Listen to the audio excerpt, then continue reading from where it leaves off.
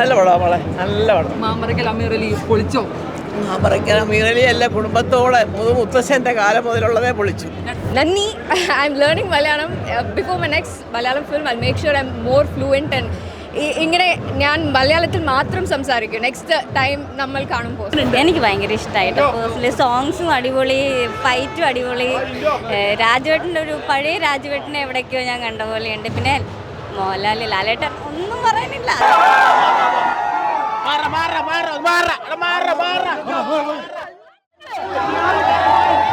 നല്ല പടമാണ് മോളെ, നല്ല പടം. മാമറയ്ക്കൽ അമീറലി പൊളിച്ചോ? മാമറയ്ക്കൽ അമീറലി അല്ല, കുടുംബത്തോടെ മുത്തശ്ശൻ്റെ കാലം മുതലുള്ളതേ പൊളിച്ചു. 2020 ഫുൾ ആക്ഷൻ മൂവീസ് ആയിരുന്നു രാജേട്ടൻ്റെ. സോ ഇതെങ്ങനെയാ ഇഷ്ടപ്പെട്ടത്? ഇത് നല്ല പടം, പടം മനസ്സ് നിറഞ്ഞായിരുന്നു. ലാലേട്ടൻ്റെ കാമ്യം ഉണ്ട്. അതാണ് അവസാനത്തെ ആ ഡയലോഗ് കൂടായപ്പോഴത്തേക്ക് അത് സമ്പൂർണ്ണമായി. Happy, very emotional. സോ ഇത് എൻ്റെ ഡെബ്യൂ ഫിലിമാണ്. So I am very very happy. And Kerala and Malayalam industry will always be special to me. And എപ്പോഴും എത്ര ലാംഗ്വേജിൽ പടം பண்ணாலும் മലയാളത്തേക്ക് special soft corner would be there because എൻ്റെ ഡെബ്യൂ ഇവിടെ ആയി. So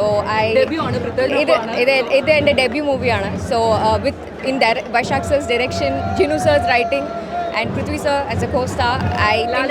Laleta is my favorite. So with all these Tovino sir and Shobin sir, all of them, so my debut happening in such a big mass movie, it's like I think I'm truly grateful and thankful. So Nanni, I'm learning Malayalam.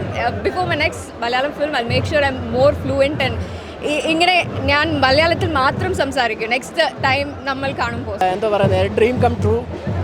ഇതുപോലൊരു വലിയ പടം, വൈശാഖനെ പോലെ director, രാജുവിനെ പോലൊരു actor, Lal sir, പിന്നെ Jinu എബ്രഹാമിൻ്റെ typical writing, അതിനകത്തൊരു ഭാഗമാകാൻ പറ്റുന്നത് വളരെ ഭാഗ്യമാണ്.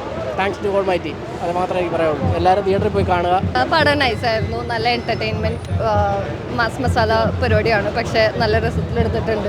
എനിക്ക് ഭയങ്കര ഇഷ്ടമായിട്ട് പേഴ്സണലി സോങ്സും അടിപൊളി, ഫൈറ്റും അടിപൊളി.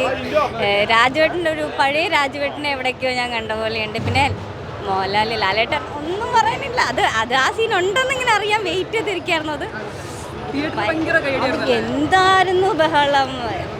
ടോവിനോയ്ക്കും ലാലേട്ടനും രാജേട്ടനും എല്ലാവർക്കും തൂക്കണം. അങ്ങനെ തന്നെയാണ്. എൻ്റെ ലൈഫിൽ ഞാൻ ഏറ്റവും കൂടുതൽ സോങ്സ് എഴുതുന്ന ഈ സിനിമയിലാണ്.